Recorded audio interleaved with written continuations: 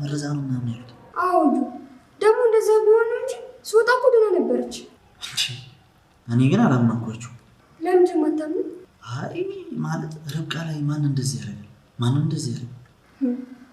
መቼም ራሷ አታደርግ። በዛ ላይ ደግሞ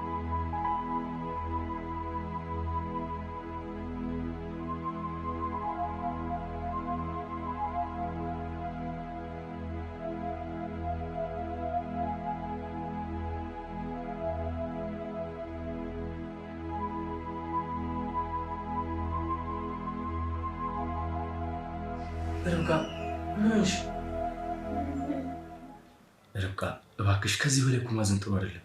አላዘንኩም። ከዚህ በላይ ያዘናል እንዴ ርብቃ? አቤል አይኔን ለማየት እራሱ እኮ ፈራሁ። ለምን? የማይሆን ተስፋ ሰጠሁህ። እና ታዲያ አንቺ ምን አደረግሽ? ፈልገሽው እኮ አይደለም የሚሆነው። አቤል እኔ ላንተ አልገባህም። በመጨረሻም እንግዲህ የርብቃ ልጅ ሞተ ማለት ነው። በጣም ነው የሚያስጠላው።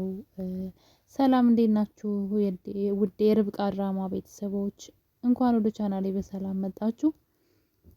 እንግዲህ ርብቃ ሁላችንም ተጠንቀቂ እያልን እንደውም ኮሜንት ላይ የአንቺ ሞኝነት በጣም በዛ እያልን ነበረ። ነገር ግን አሁን ላይ በጣም በሚያሳዝን ሁኔታ ርብቃ ችግሮች በጣም እየተደራረቡባት ነው። ሁሉም ችግር እሷ ላይ ነው እያለፈ ያለው። በጣም ነው የምታሳዝነው። የአሁኑ ልብ ስብራት ግን እውነት ይቅር የማይባል ነው ያደረገው። እዩ ምን አይነት ሰይጣናዊ አስተሳሰብ እንዳሰበ አላውቅም። በጣም ክፉ ሰው ነው እውነት ለመናገር ከሆነ። በዚህ መጠን ርብቃ ምን ብታደርገው ነው? እሷ በጣም የዋህ ልብና መልካም ሴት ናት። ለሱ ያላት ክብር የአቤል ወንድም ስለሆነ ብቻ እንዴት እንደምታከብረው ማለት ነው። እና እንዴት እንደዚህ ያደርጋል? ልክ እኮ የአባትና የእናት ገዳይ እኮ ነው ያደረጋት። እንዴት እንደዚህ ያደርጋል? በጣም ነው የሚያሳፍረው እውነት። እና ርብቃ ልቧ ስብር ነው ያለው። የምሬ ነው የምላችሁ። ከዚህ በኋላ የሰውን ልጅ በፍጹም የምታምን አይመስለኝም። እውነት ሁላችንም በህልሟ የሆነ ቅዠት እንጂ እንደዚህ የምር ፍትሃዊ አይደለም። ሲጀመርም ማለት ሌላ ነገር ልትጎዳ ትችላለች ምናምን፣ ግን በዚህ መጠን የልጇን ነፍስ እስከ መንጠቅ ድረስ ምንድነው ያገኘችው ጥቅም? እውነቴን ነው የምላችሁ። እሷ ከአቤል እኮ ያገኘችው ጥቅም የለም። አቤልን ወደ ህይወቱ ስትመጣ ጀምሮ እየተሰቃየች ነበርና እዚህ ላይ ግን በጣም ነው የሚያስጠላው። እንዴት እንደሆነ አላውቅም። ብቻ እኔ እንደዚህ በፍጹም ልጠብቅም ልገምትም አልችልም። ነገር ግን እንግዲህ ያየነው ነገር በክፍል 28 ላይ ርብቃ መድኃኒት ስትወስድ እዩ መድኃኒቱን ጨምሮ ሲሰጣት በህልሟ መስሎን ነበርና እያሰበችው ወይም ደግሞ እየታያት ነው ትጠነቀቃለች ብለን ነበር ሁላችንም። እና እንግዲህ እዩ ያንን ውሃ ከሰጣት በኋላ ጠጥታው ገና ክላስ እንኳን አልገባችም። በሩን እንደያዘችው ነበረ ልጇን ያጣችው። እና በጣም ነው የሚያሳዝነው። ርብቃ ግን እስካሁን ልጇን ማን እንደገደለባት ማወቅ አልቻለችም። እንዴት እንደረሳችው እንዴት እንዳላስታወሰች አላውቅም እንጂ የጠጣችውን ውሃ እንኳን ብታስታውስ ጥሩ ነበረ። ሪች ይህን ነገር እያጣራች ትገኛለች። የቤት ሰራተኛዋቸውን አዙን ርብቃ ቤት ምን የተለየ ምግብ በልታ ነበር ብላ ብትጠይቃትም እሷ ግን የዛን ቀን ቤት ውስጥ ምግብ እንዳልበላችና ውጭ በልቻለሁ ብላ እንደ አልፈለገች ምግብ፣ ስለዚህ ቤት ውስጥ ምንም አይነት ምግብ አልበላችም አለቻት። ውሃም ሊሆን ይችላል እሱንስ ብላ ብትጠይቃትም አዙ ግን አስታወሰች። እዩ ውሃ ሂዶ ለርብቃ እንዳመጣለት አስታወሰች። ነገር ግን ይሄን ነገር መናገር አልፈለገችም። የለም ብላ ክዳለች። ርብቃ አሁን ላይ ሀዘን ላይ ስለሆነች ነው እንጂ ጉዳዩን ስታስታውስ እዩ ውሃ እንደሰጣት ትናገራለች። እዩ በጣም አጸያፊ ሰው ነው። እውነቴን ነው የምላችሁ። አንዳንዴ ጭካኔም እኮ ልክ አለው። አስባችሁታል? እሱ ልቡ ተሰብሮ እያለቀሰ ሄዶ ሲጠጋው ማለት ነው አቅፎት ከጀርባው ሲሳለቅበት ነበረ፣ ሲያሾፍበት፣ በሀዘኑ ላይ ሲሳለቅበት። የሚያሳዝነው ነገር ግን ማሚቴ ዙራ አይተዋለች እንዴት እየሆነ እንደነበረ። አቤል ወንድም አገኘው ብሎ ሄዶ ከሱ ቢያቅፈውም እሱ ግን በጀርባው ሆኖ ሲሳለቅበትና ደስታውን ሲገልጽ እያየች ነበረ ማዘሯ ማለት ነው። ማዘሯ ነገሮችን አልረሳችም። ሆን ብላ ነው ዝም ያለችው እና ቀና ብላ ስታየው እዩ በደስታ ጮቤ እየረገጠ ነበር። እናም የሆነ ነገር መናገር ፈልጋለች፣ ግን ደግሞ ለራሷ ትፈራለች። እዩ ተንኮሉ ይሄ ብቻ አይደለም። የማሚቲን የጆሮ ጌጥ በመውሰድ ርብቃን ካሳገታት በኋላ ከዛ በኋላ ግን የማሚቲን ጆሮ ጌጥ በመውሰድ መኪና ውስጥ በማድረግ ርብቃ እንድታገኘው አደረገ። ርብቃ ደግሞ እያሳገተችው ማሚ ናት እያለች ነው። ይህ ሁሉ የዩ ድራማ ነው። እርስ በርስ አያይዞ እሱ ቤቱን ሊወርስ ነው በሚያሳዝን ሁኔታ። እና እንግዲህ በባለፈው ክፍል ካያችሁ መቲን ቤቱን በሙሉ ባንቺ ስም አድርጌልሻለሁ፣ የውርሱንም ቦታ ባንቺ ስም አድርጌልሻለሁ ሲላን ነበረ። እንደዛ ያለው ማሚቲ የቤቱንም ካርታ ሁሉንም ንብረት የተባለው ሁሉ በልጇ ስም ነው ያደረገችው። ልጇ ወደ ውጭ ሀገር እንደተላከችና በጉድፊቻ እንደተሰጠች ነበር የምታስበውና በህይወት ያለች ማለት እዚህ ሀገር ውስጥ አለች ብላ አታስብም። መቲ እንደሆነችም አታውቅም። ነገር ግን ንብረቱን ሁሉ በልጇ ስም ነው ያደረገችው።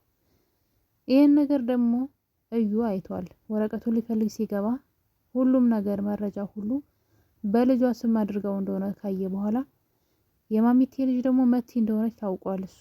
ስለዚህ ነገር በሚስጥር በመያዝ አሁን ላይ ለመቲ ሂዶ ቤቱን ንብረቱን በስሟ እንዳደረገላት እና በጣም እንደሚወዳት ሲነግራት ነበረ። እና ወረቀቱን ወስዶ አሁን ከዚህ በኋላ በእኔ ስም አድርጊው ብሎ ንብረቱን ሁሉ በስሙ እንድታዞርለት መቲን ሊያጃጅላት ይፈልጋል ማለት ነው። መቲ ደግሞ ነገ ላይ እንዴት እንደምታለቅስ ለማየት ያብቃት። በርብቃ ልጅ ላይ ስትሳለቅ ነበረ። በርብቃ ሀዘንና በልጇ መሞት መቲ ስትሳለቅ ነበረ። ነገር ግን እዩ እንዴት እንደሚያሰቃያት ለማየት ያብቃችሁ።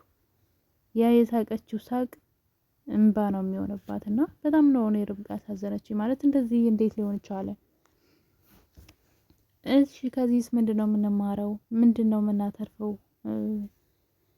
ማለት በብዙ ነገር ልትፈተን ይገባል። ትፈተን፣ ግን እንዴት ልጅ ነው ያክል ነገር ያሳጧታል?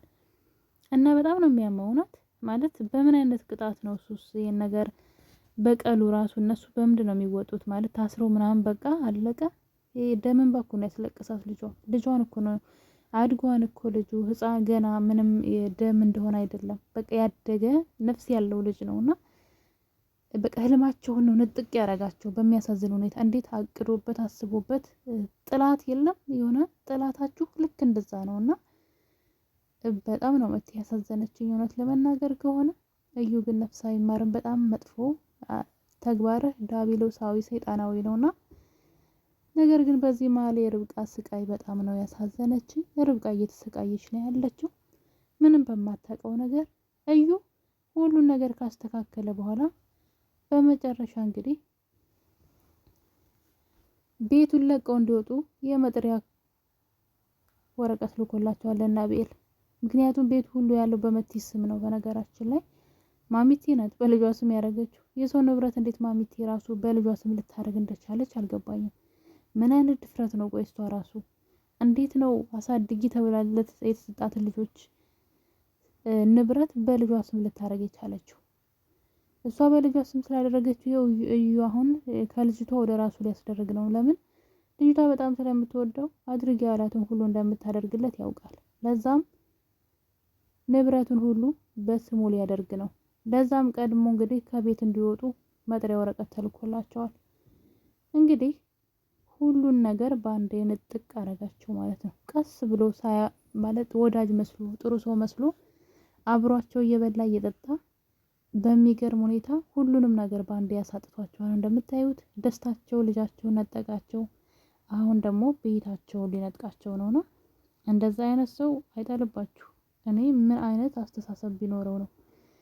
እና የሱ መከራ እንደሚበዛ ግልጽ ነው። ይሄ የተመኘው ሁሉ ያሴረው ሁሉ ይከሽፋል። ግን እስከዛው ግን ርብቃን አስተቃያት እና ብዙዎቻችሁ በዚህ ነገር በጣም ተናዳችኋል። በተለይ የርብቃ ልጅ መሞት አልነበረበትም በፍጹም። ሌላ ነገር ብትሆን ይሻል ነበር ልጇ ከምታጣ።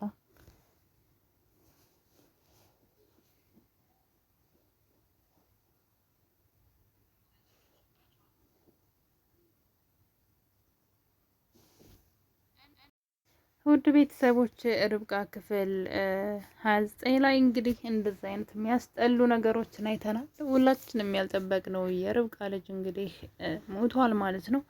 ርብቃ በድጋሚ ወደ ስቃይ ተመልሳለች። በጣም ነው የምታሳዝነው። የምሬ ነው ብላችሁ ቅስማ ሁሉ ነው ስብርብር ያለው። አሁን ደግሞ ሌላ ተጨማሪ ችግር መጥቷል። እሱም ደግሞ እዩ ቤቱን ለቀው እንዲወጡ መጥሪያ ትዕዛዝ ወረቀት ልኮላቸዋል።